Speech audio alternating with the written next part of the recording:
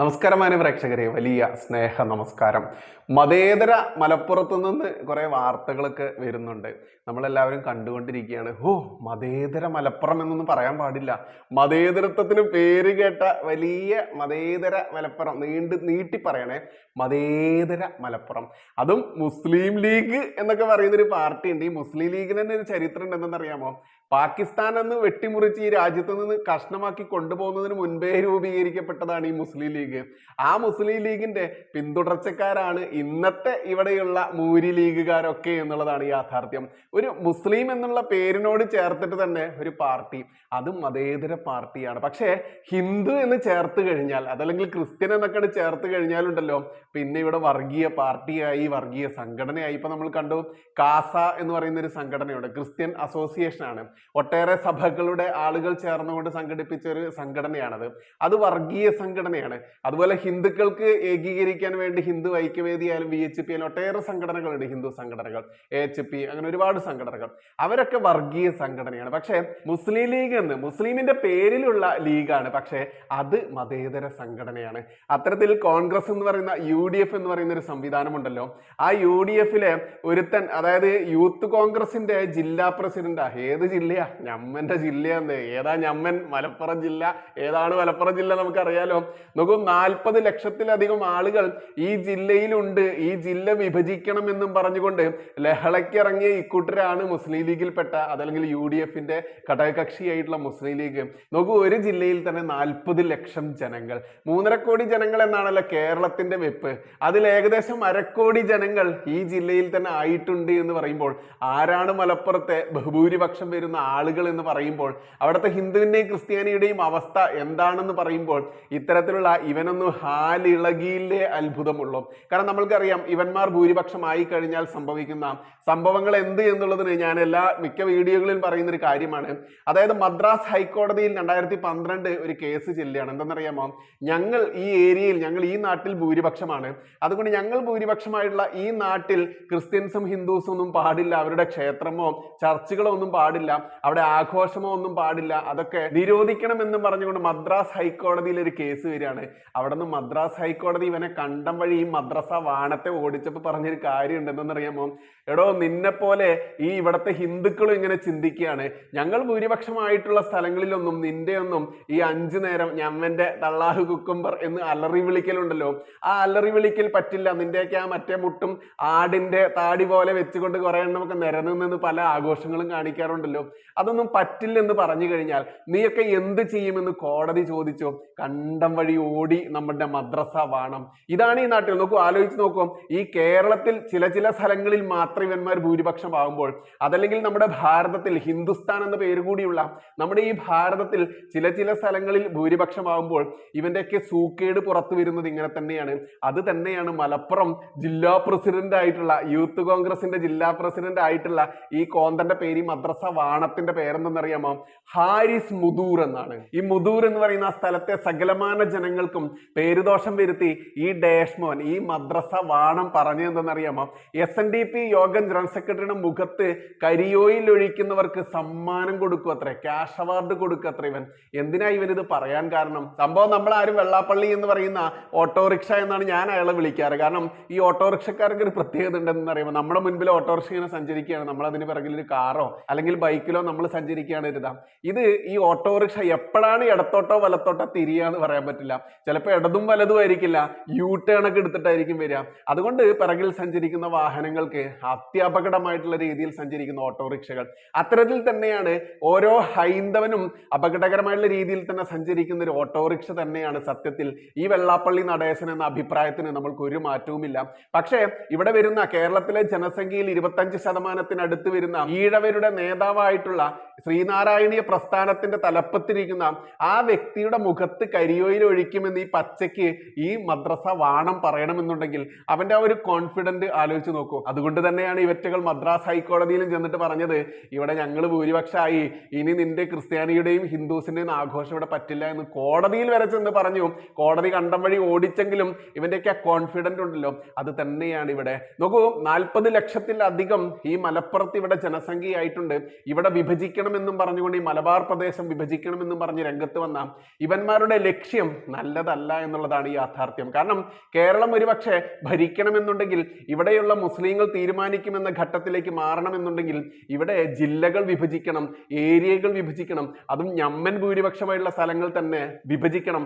അപ്പോഴേ ഞമ്മന് കുറെ MLA-മാരൊക്കെ വരുള്ളൂ. ഞമ്മൻ MLA കൂടിയാൽ മാത്രമേ ഈ കേരളത്തിൽ ഞങ്ങൾ തന്നെയാണ് ഭരിക്കുക, ഇവിടെ ശരിയായ നിയമപ്രകാരം കൊണ്ടുവരാൻ ഒരുപക്ഷെ 2047 ഭാരതം ഈ ഇസ്ലാമിക ജിഹാദികൾ ഭരിക്കുമെന്ന ആ സ്വപ്നമുണ്ടല്ലോ, അതിൽ ഇച്ചിരി ഇളവ് വരുത്തിക്കൊണ്ട് ഈ അൽ ഖോരളം ഞങ്ങൾ ഭരിക്കുമെന്ന രീതിയിലേക്ക് മാറ്റാൻ വേണ്ടി ഇവന്മാർ കച്ചകിട്ടി ഇറങ്ങിയത് എന്ന് തന്നെ പറയേണ്ടതുണ്ട്. പിന്നെ ചിലരൊക്കെ പറയും പന്നി വെറ്റുകൂട്ടുന്ന പോലെ എന്നുള്ളത്. നോക്കൂ, പന്നി വെറ്റുകൂട്ടുന്ന പോലെ അവർക്ക് മാത്രമല്ല ഹിന്ദുക്കൾക്കും ക്രിസ്ത്യാനികൾക്കും ഒക്കെ പെറ്റുകൂട്ടാനുള്ള അവകാശമുണ്ട്. പക്ഷേ നമ്മളൊക്കെ ഈ നാടിന്റെ നിയമത്തിനും നീതിന്യായ വ്യവസ്ഥയ്ക്കും ഒക്കെ അനുസരിച്ച് ജീവിക്കുമ്പോൾ ഒരു കൂട്ടർ മാത്രം ഇത്തരത്തിൽ പെറ്റുകൂട്ടി പെരുകുമ്പോൾ അതിനെ അത്ഭുതം എന്നല്ല പറയേണ്ടത്, അപകടം എന്ന് തന്നെയാണ് പറയേണ്ടത്. എവിടെയൊക്കെ ഇത്തരക്കാർ ഭൂരിപക്ഷമായിട്ടുണ്ടോ ആ നാടിന്റെയൊക്കെ അവസ്ഥ എന്താണ് എന്നുള്ളത് ക്രിസ്ത്യാനികൾ ഉറക്കെ ഒന്ന് ചിന്തിക്കേണ്ടതുണ്ട്. കാരണം ഇവിടുത്തെ ക്രിസ്ത്യാനികൾക്ക് ഇടയ്ക്കിടയ്ക്ക് അവരുടെ ഉള്ളിലുള്ള ആ ക്രിസ്ത്യൻ പ്രേമം അങ്ങോട്ട് ഉണരും. അതുകൊണ്ടാണ് ഇവരുടെ വായിൽ തോന്നിയത് കോതയ്ക്ക് പാട്ട് എന്ന രീതിയിൽ RSSനെതിരെയും ഹിന്ദുത്വ സംഘടനകൾക്കെതിരെയും എന്തിനേറെ BJPക്കെതിരെയും ഒക്കെ നിലപാടെടുക്കുന്നത്. നോക്കൂ, ഇവിടെ എത്ര കാലം ഹിന്ദുക്കൾ ഭൂരിപക്ഷമുണ്ടോ അത്ര കാലം മാത്രമേ ക്രിസ്ത്യാനി ചെറിയ ശതമാനമുള്ള 2, 2, 3% ഉള്ള നിങ്ങൾക്ക് സുരക്ഷിതത്വം ഉണ്ടാവുകയുള്ളൂ. അതുകൊണ്ട് താൽക്കാലിക രക്ഷയ്ക്ക് വേണ്ടിയിട്ട് ഈ ഇട്ടാവട്ടം പാവയ്ക്ക വലുപ്പത്തിലുള്ള ഈ കേരളത്തിന്റെ ഭരണം തീരുമാനിക്കാൻ വേണ്ടി മാത്രം ഇവിടെ RSSനെയും ഹിന്ദുത്വ സംഘടനകളെയും BJPയെയും തള്ളി പറഞ്ഞുകൊണ്ട് വർഗീയവാദികൾ രാജ്യദ്രോഹികളാണ് എന്ന രീതിയിലൊക്കെ സംസാരിക്കുന്ന കുഞ്ഞാടുകളെ നിങ്ങൾ സൂക്ഷിച്ചോ, നിങ്ങളാണ് ഏറ്റവും കുറവ്. ഞങ്ങൾക്ക് ഒരുപക്ഷെ കേരളത്തിലുള്ള ഹിന്ദുക്കൾക്ക് ഒന്നിച്ച് വേണമെന്നുണ്ടെങ്കിൽ ഇവിടെ നിന്ന് രക്ഷപ്പെട്ട് വേറെ എവിടെയെങ്കിലും പോയി നിൽക്കാം. പക്ഷേ നിങ്ങൾ മനസ്സിലാക്കുക, നിങ്ങൾക്ക് എവിടേക്കും ഓടാൻ പറ്റില്ല. എവിടേക്ക് ഓടിച്ചെന്നാലും അവിടെയൊക്കെ നിങ്ങളെ സംരക്ഷിക്കാൻ, നിങ്ങൾക്ക് കൂട്ടുതരാൻ, നിങ്ങൾക്കൊരു കൈത്താങ് തരാൻ ഹിന്ദുക്കളെ ഉണ്ടായിരിക്കുകയുള്ളൂ. അത് പാലാ ബിഷപ്പിന്റെ കേസിലായാലും മറ്റൊട്ടേറെ കേസുകൾ നമ്മൾക്കറിയാം. കയ്യും കാലും വെട്ടപ്പെട്ട ജോസഫ് മാഷിന്റെ കേസിലാണെങ്കിലും ആ സമയത്തെല്ലാം ഹിന്ദുക്കളെ ഉണ്ടായിട്ടുള്ളൂ.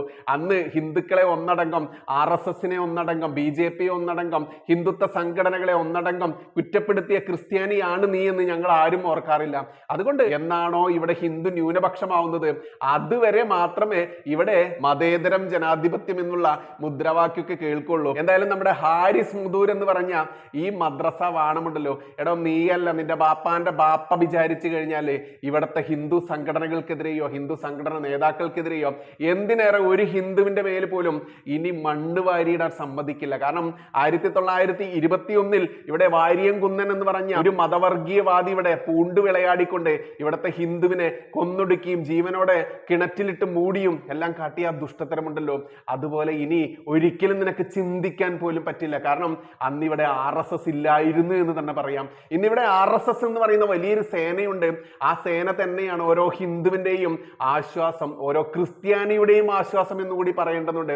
അതുകൊണ്ട് ക്രിസ്ത്യാനി, നീ താൽക്കാലികമായി കിട്ടുന്ന അപ്പക്കഷ്ണത്തിന് വേണ്ടി ഹിന്ദുവിനെ നീ കുറ്റം പറയുമ്പോൾ നീ മനസ്സിലാക്കുക, നീ ഇരിക്കുന്ന കൊമ്പ് തന്നെയാണ് മുറിക്കുന്നത് എന്നുള്ളത്.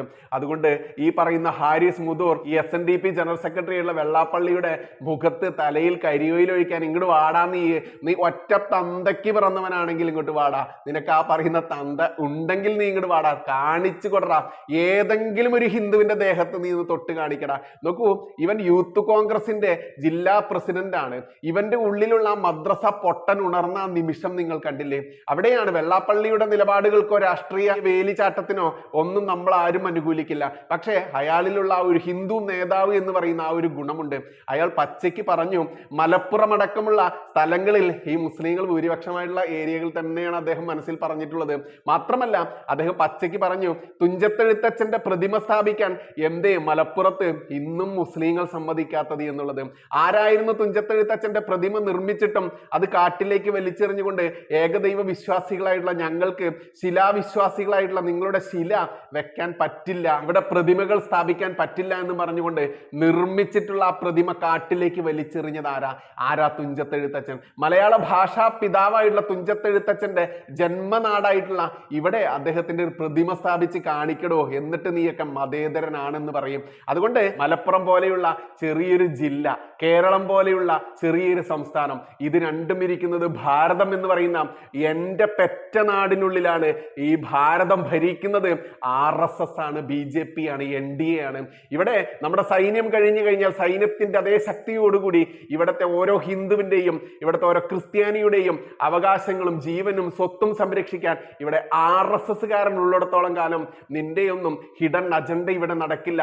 നിന്നേക്കാൾ വലിയ ചിലതെണ്ണ കുന്തളിപ്പ് നടത്തിയിരുന്നു പോപ്പുലർ ഫ്രണ്ട് എന്ന് പറയുന്ന മുസ്ലിം ഭീകരന്മാർ. അവന്മാരൊക്കെ ഇന്ന് തീഹാർ ജയിലിൽ കിടന്ന് മോങ്ങുന്നത് നീയൊക്കെ കേൾക്കാറില്ലേ? അതുകൊണ്ട് അത്രയ്ക്ക് അങ്ങോട്ട് നീയൊന്നും ആയിട്ടില്ല. ഇതിനേക്കാൾ വലിയ കാര്യങ്ങളാ പറഞ്ഞിരുന്നത്. ഹിന്ദുവെ ക്രിസ്ത്യാനി നീയൊക്കെ അവിലും മലരും കുന്തിരിക്കൊക്കെ കരുതി വെച്ചോ. നിന്റെയൊക്കെ കാലന്മാർ നിന്റെയൊക്കെ വീട്ടിലേക്ക് ഞങ്ങൾ ഇതാ വരുന്നു, നിന്നെയൊക്കെ കൊന്നൊടുക്കിക്കൊണ്ട് ഈ നാട് ഇസ്ലാമിക ശരീയ നിയമപ്രകാരം മുസ്ലിം രാജ്യമാക്കാൻ ഞങ്ങൾ ഇതാ വരുന്നു എന്ന് പറഞ്ഞതേ ഓർമ്മയുള്ളൂ. പിന്നെ കണ്ണു തുറന്നത് തീഹാർ ജയിലിലാണ്. ഇന്ന് പോപ്പുലർ ഫ്രണ്ടിന്റെ നിരോധിക്കപ്പെട്ട സംഘടനയുടെ ഒരുപാട് നേതാക്കന്മാരുണ്ട്. ഇവന്റെയൊക്കെ വായിലൊരു കോലിട്ട് കുത്തി നോക്കിയാൽ പോലും ഒന്നും മിണ്ടുന്നില്ല. അതുകൊണ്ട് ഇത്രയും തീവ്രവാദികളായിട്ടുള്ള പോപ്പുലർ ഫ്രണ്ടുകാരെ ചാർട്ട് ചെയ്ത ഫ്ലൈറ്റിൽ എണ്ണിപ്പെറുക്കി കൊണ്ടുപോയി രാവിലെ 6 മണിക്കാണ് ഞാനും നിങ്ങളുമൊക്കെ ആ വാർത്ത അറിഞ്ഞത്. അപ്പോൾ അത്ര കണ്ട് കരുതലോടുകൂടി കേരളത്തിലെ അടക്കമുള്ള മുസ്ലിം തീവ്രവാദികളെ ഇങ്ങനെ കണ്ണും പൂട്ടി പൊക്കിക്കൊണ്ടുപോകാൻ ശേഷിയുള്ള ഒരു സർക്കാരാണ് ഭാരതം ഭരിക്കുന്നത്. ആ സർക്കാരിലെ പ്രധാനമന്ത്രിയുടെ പേര് നരേന്ദ്രമോദി എന്നാണ്. ആ നരേന്ദ്രമോദി ഭരിക്കുന്ന ഈ നാട്ടിൽ നിന്റെയൊക്കെ കുന്തളിപ്പ് നിന്റെ വീട്ടിലെ തന്തയോടും തള്ളയോടും കുടുംബക്കാരോടും മതിയെന്ന് ഉച്ചത്തിൽ ഓരോ ഹിന്ദുവും പച്ചയ്ക്ക് വിളിച്ചു പറയുക തന്നെയാണ്. അതുകൊണ്ട് സുഡാപ്പി മദ്രസ വാണമേ, ഹാരിസ് മുതൂരെ മദ്രസ വാണമേ, നീ ഇത്തരത്തിൽ SNDP യോഗം ജനറൽ സെക്രട്ടറിയുടെ തലയിൽ കരിയോയിൽ ഒഴിക്കുന്ന ആ കലക്കി വെച്ച കരിയോയിലുണ്ടല്ലോ, അത് നിന്റെ തന്ത ഉണ്ടെങ്കിൽ ആ തന്തയുടെ തലയിൽ തന്നെ ഒഴിച്ചു കൊടുത്തേക്ക്. ഒരു തരി മണ്ണ് ആരുടെയെങ്കിലും ദേഹത്ത് വീണ് കഴിഞ്ഞാൽ നീയൊക്കെ ആരാധിച്ച് നടക്കുന്ന വാര്യംകുന്നന്റെ ആ കാലമല്ല ഈ കാലം. ഇത് ഭാരതം ഭരിക്കുന്നത് നരേന്ദ്രമോദിജിയാണ്. ഇവിടെ ഓരോ ഹിന്ദുവിനും ക്രിസ്ത്യാനിക്കും സംരക്ഷണം ഒരുക്കാൻ ഇവിടെ RSS എന്ന് പറയുന്ന എൻ്റെ മാതൃ സംഘടനയുണ്ട് എന്ന് ഉറക്കെ പറഞ്ഞുകൊള്ളട്ടെ. നന്ദി, നമസ്കാരം. ജയ് ഹിന്ദ്, ജയ് ശ്രീറാം.